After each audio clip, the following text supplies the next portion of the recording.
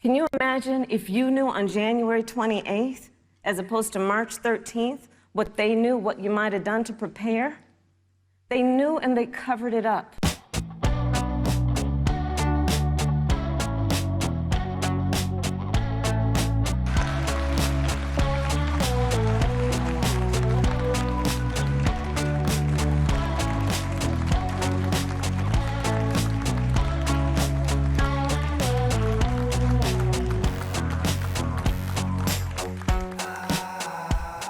The American people have witnessed what is the greatest failure of any presidential administration in the history of our country.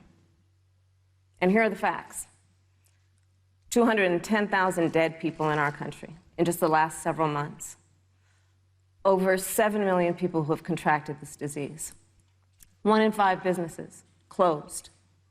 We're looking at frontline workers who have been treated like sacrificial workers. We are looking at over 30 million people who in the last several months had to file for unemployment. And here's the thing. On January 28th, the Vice President and the President were informed about the nature of this pandemic. They were informed that it's lethal in consequence, that it is airborne, that it will affect young people, and that it would be contracted because it is airborne. And they knew what was happening, and they didn't tell you. Can you imagine if you knew on January 28th, as opposed to March 13th, what they knew, what you might have done to prepare? They knew and they covered it up. The president said it was a hoax. They minimized the seriousness of it. You were afraid they could...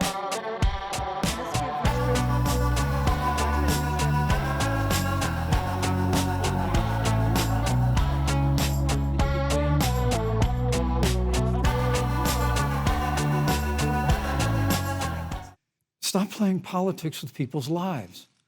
The reality is that we will have a vaccine, we believe, before the end of this year.